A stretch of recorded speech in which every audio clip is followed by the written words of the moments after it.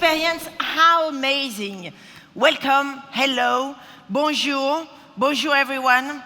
So, I should really start by, this is quite special, right? I'm just going to keep on twisting like this forever.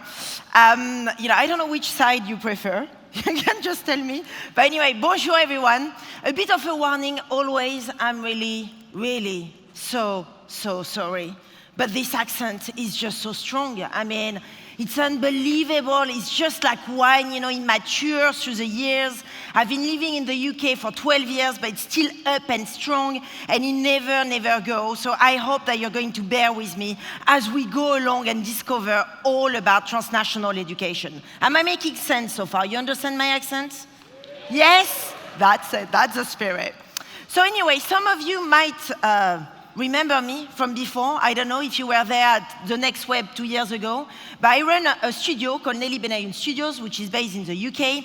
And 2 years ago, 2 years ago, it was a big day 2 years ago, because 2 years ago, I was just 31, turning 31, and this happened on that stage. And the good news for you, the good news, not so much good news for me actually, is today is also again my birthday at the Next Web, indeed, yes. But we are not going to do the cake this time, I don't think this is happening. But, and also 2 years ago, I was still young, now 33. I'm still young, 33 is not too bad. Huh?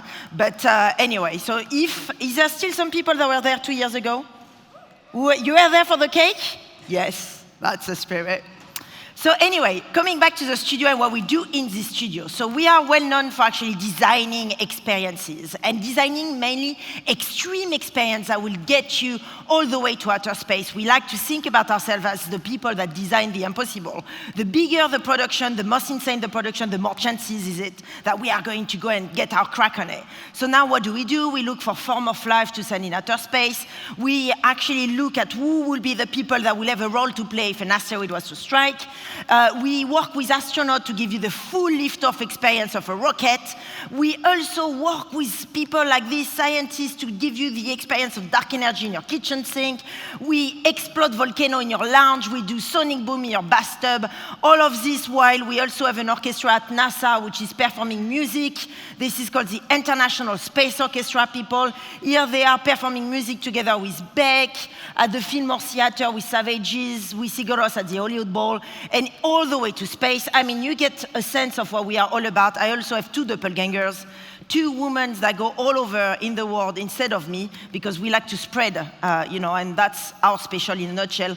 We are known for doing what we call the total bombardment, basically. Anyway, we are not here today to speak about that. We are here today to actually go a bit more in depth about what this practice kind of brought to fruition. And to some extent, my work has always been about, how can you use experiences, so music, film, design, politics, linguistics, in the context of the institution. So in this case, for me, it was NASA, learning about an institution like NASA, and actually figuring out how, through the use of the event, you can modify power structures. Now, I've been doing this for 10 years now, and it was about the time to actually start to seed these ideas into a program and into, an educative program that I'm going to tell you all about, which is called the University of the Underground. And it's very much focused on the philosophy of someone called Hannah Arendt. If you don't know her, she's a political philosopher.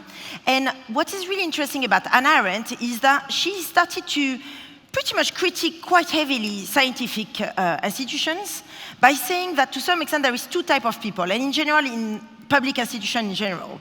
She says that in institution, we have 2 types of people. One is animal laborants, the people who make, and the other type is homo fabers, the people who thinks. And she believes, and it's very much still the fact, and she believes that if you look, this is the organigram of NASA, you always have the directorate, and then you have the scientific cursus, and the 2 of them don't mix up. They don't mingle with each other, right?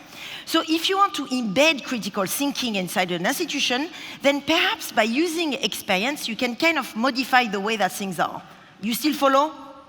It's a crash course in political philosophy for you just now.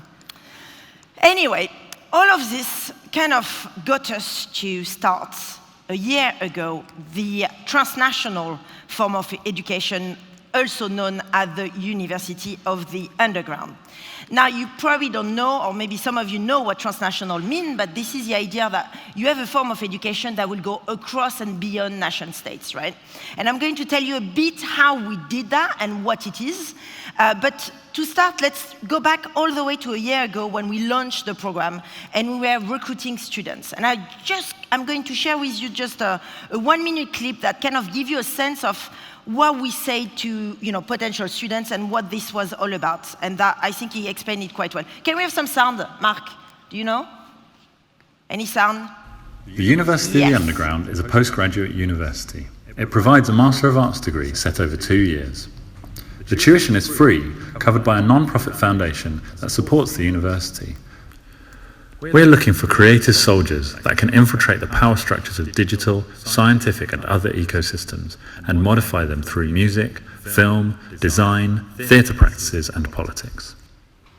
Our aim is to teach students how to engineer change and design experiences and events to support social dreaming, action and power shifts within these institutions. The University of the Underground is now selecting 15 students. The deadline to apply is the 1st of April. Apply now at universityoftheunderground.org. And so we basically had 3 weeks to recruit our students, and the answer was completely overwhelming. I mean, I don't know if some of you are educator, but we had about 250 applicants, which is a lot for a master's degree, and they were coming from 40 different nationalities. So it means to me that there is a need and a request from students as well to look into this perhaps pluridisciplinary format and practices. Now, what do we do at the University of the Underground? We are both an educative structure, so we provide an accredited, it's important, it's an accredited tuition-free master to the students. It's also a cultural institution, so we run events. There is one actually event that is going to take place on the 27th of June here in Amsterdam, and I would love to tell you more about it in a bit. We also have a research office where we study the commodities of knowledge. How is knowledge evolving? Who owns the act of thinking in the 21st century? So we receive practitioners, PhDs, and others to join us and think about that. We also have a public library, which is functioning on the basis of donations from people that we think are inspiring, their favorite books and so on. And also a radio station where the students usually share their learning, but also we open it to members of the public to come and record their own podcast. Now, we are all about these 3 elements here, which is basically democratizing creative education. I think it's very clear that when you look at postgraduate studies, you start to realize that it's always the same demographics. And even more so, in Holland, the fees are still quite low, but still they are expensive. When you go in the UK, you're talking about 17 grand for a master. And when you go in the US, you're talking $55,000 for an actual degree. And so, of course, the demographics means that either you're going to put yourself at depth forever, or you have parents to also support you, right? So we also wanted to think about a pluridisciplinary format, which is our master, which is the design of experience master. And then we wanted to also reflect on this notion of how can we make it transnational? How can we exist beyond borders? And for us, it was very much about going underground. So we are based in the basement of nightclubs. And we kind of exist a bit like the rats of the city, if you wish. So, obviously, it's not going to come as a surprise to you. There is an increase in the tuition fee. There is a dropout, especially in master and PhDs. Now, this is very much reflected into leadership, right? I mean, I don't want to say, but here I'm talking to a tech audience. All the women here will know it. Most of the CEO is going to be white, male, and it's time to change it as well. So how can we support a new diversity? How can we also have a better gender, representation at leadership position? It's about tapping into the MA and the PhD and the postgraduate, because I agree with you, and I've been told that a lot, we need to already start with supporting education and more of a diversified education with K-12, so young kids for sure, but you also have to do it on the back end to make sure that you then see that demographic also at leadership position. And of course, then you end up with depth, and that means that students, just because they have all of these depths, they just have to actually not experiment anymore. You don't see any new job kind of appearing because, you need to go for the safety net. You need to go for something that is going to pay you back your debt. So for us, the solution has been about trying to figure out a way that we can provide 100% scholarship into each of the programs that we develop. And the way we started to develop is this is the way it works. So, we function, we are a charity, which, by the way, you can donate to that charity. That would be fantastic. We are a charity, so that means that if you donate as a tech company, you get, of course, your tax benefit. That charity is based on trust, will basically donate the scholarship directly to the students. The students apply to the academic partner, like they will apply to any schools, but this program, this specific master, is 100% funded. So that means that every single student gets access to a scholarship. That makes sense? Now, this go back to the academic partner, then the academic partner gets a degree that is 100% funded, and of course that creates a kind of like what I could say a theater of cruelty, because then we become the only department across an entire school that is tuition-free, which of course is totally unfair. And so of course that open a big, heated discussion between all of us and all of the departments. And so you have to think about it a bit as we kind of like go in there and we are kind of like a positive virus, perhaps. So anyway, so we exist, you can see like this is the Sandberg Institute, which is our partner in Amsterdam, which is, the postgraduate studies of the Rietveld Academy. And you can see us, so they have like this main department, the temporary program, and we are the hosted program. So we actually started a new scheme of educative structure, which is hosted, which means that we are both within the current educative system, because the students are having access to the Sandberg Institute, of course, and they are students of the Sandberg Institute, but they are also students of the University of the Underground, which means that they have access to the nightclub upstairs where we are based, and they also can think about, they can both be within the institution and outside of the institution. Now, we have this program called the 100 Years of Education, which I really want to talk to you about, because I know you're all coming from the tech industry as well, and I think it's important to reflect a bit on what's happening with startups and the benefits that you might make, basically, and it's about time to give it back. Now, what we are saying is like, it's not about donating to education or to a cause for a year or two. What we are saying is how can you donate for 100 years as opposed to just 1 year? And so, we started this program called the 100 Years of Education, where we ask our supporter to donate not for 1 year, but to donate for 100 years, so you can really maintain that social change on a long-term basis, because change takes time. So if you really want to modify things from within and really modify the leadership, then you need to support a lot of this alternative educative format across the industry, basically. So for us, it's most urgent to really start to think about this 50-50% model, where 50% of the support of the charity comes from public grants, and 50% is coming from philanthropy, also donation from tech company. And the first tech company that actually supported us is WeTransfer. I've been actually working with WeTransfer since 2012, and they support the charity, and that means that we can, maintain. We can maintain basically, that. So I will recommend all of you as well to look into it and to try and support us. Demographic confederalism is also one of the topics that we are interested in. How can we really start to think about education as a format in which, you can basically think in terms of feminism and sustainability as center pillar. And this is what we are trying to do. This is our roadmap for the next 5 years. Obviously, we tap firstly into all of the countries that charge students. And then after, we'll go as well in Cape Town, where we have some of our partners, in Shanghai and Tokyo. And so talking about, I was mentioning to you, that's what it looks like. This is our research office in the basement of that nightclub, the Mercantile. And we work with, and some of our board members include people like Pussy Riot, Bruce Sterling, who is a science fiction author. The students have also a radio station, which is called 13 Steps Below, that you can listen to online, where they share all of their learning. These are lovely students.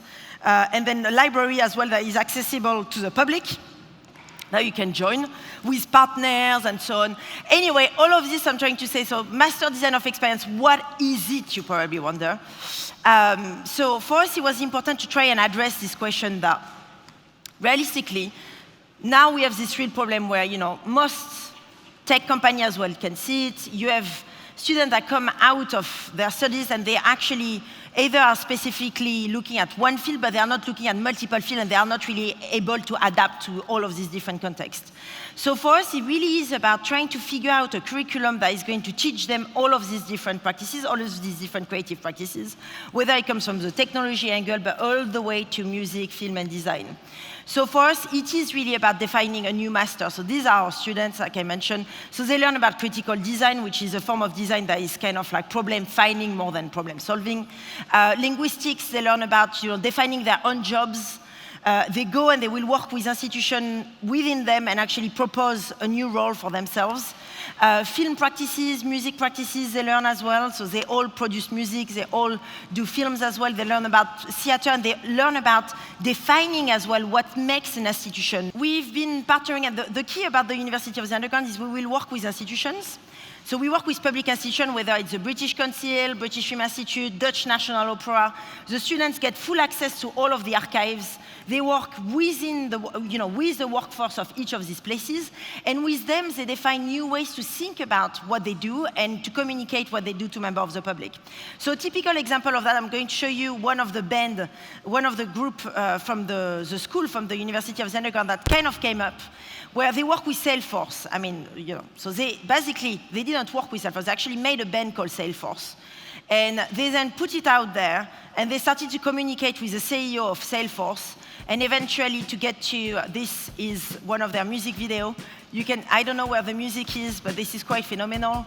So SALESFORCEofficial, they launched that music video, they launched that music, they started to send it to Salesforce, and they basically are questioning and interrogating some of the key basics of what makes Salesforce exist, basically.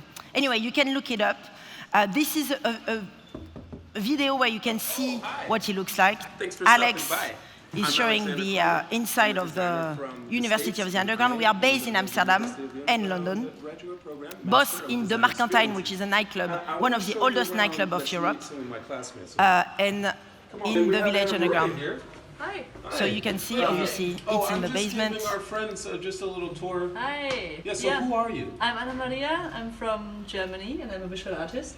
And I just need to run now to get some more materials for our current project on operas. And so they come from all over the place. Hello, I'm Argentina, this is the main space where they get their classes. Then, of course, they have the library too. Mr. Thomas Burke, who are you? Why are you here? Well, you can come and visit us. We are not too far. These are the students and where they come from, and then basically some of the work that they've done so far, their training, the different places. I mean, that's what it used to look like. So if you have any empty spaces in which you can host us, please come to us as well. And email us so we can use it. Mainly, we are interested in what's happening in the basement, especially if there is a venue upstairs. We are even more interested. And all of this we did, out of pure love, like basically in about 3 weeks, fixing it all up. And basically, this is what I'm going to leave you with. This is what we are trying to do: develop a more diversified leadership. Especially, for the next 5-10 years, and of course that means support, but that means support on a long-term basis. Inspire tuition-free and other tuition-free universities all around the world. I mean, there is not one model that is right or that is wrong. We had a lot of critics on the University of the Underground, and I think it's a good thing. Critics mean that we are relevant, and we are totally interested in having this conversation and this debate around our model. There is not just one type of model, there is multiple. We just need to figure out a way to make it tuition-free. And modify power structure inside institutions through the use of experiences. Now, in terms of our advisory board, which is probably why the University of the Underground is getting quite a lot of interest, recruit people like Peaches, all the way to Noam Chomsky, all the way to MoMA, design director Paola Antonelli, all the way to academics like Professor Arjuna Padarai, who used to run the New School, Dave Eggers as well, Excel Recording. So you have really a pluridisciplinary also reflected inside the advisory board, and they basically support us to actually advocate for the mission. The teaching team also is really pluridisciplinary and multicultural too, and also gender diversified, and that's really is important to us as well. Our guest tutor also reflect on that, and they come again, whether you have the creative director of Google TU Glow that is coming to teach the students about immersive form of narrative, all the way to Michael Beirut, who teach them about graphic designs. and so on. So anyway, this is a proper master, so there is real criteria. It's a very thorough master program in 2 years. They have 5 briefs the first year. The second year, they pick an institution to work with. During the summer, they also work. Anyway, please contact us, support us. We really need help. If you have a tech company and you have donation that you can make, it's about the time to think about supporting education, supporting alternative form of education. We are just one of them. If you don't have a lot of support that you can give us, then spread the word about this event. That's on the 27th of June. It's our first party, let's say, which is taking place in the space above our university. It's called Agora Club, and it's basically going to unravel the brain. So it will be a whole evening about the brain with brain surgeon, meet with hypnotherapists, meet with speeches, meet with Blinky Bill, meet with the Nightmare of Amsterdam, all of that to discuss about the role of the unconscious and politics. All of this with music, discussion, debate on the 27th of June. You can just get a ticket. That will really help us spread the word. I really need you to do that. If you're in Amsterdam, just bombard this thing. We need people to come to that event. We are expecting hopefully 1,500 people. And please donate as well. That would be fantastic if you can do that. So that is it for me, I guess. And I will, well, thank you very much. Thank you all. Thank you.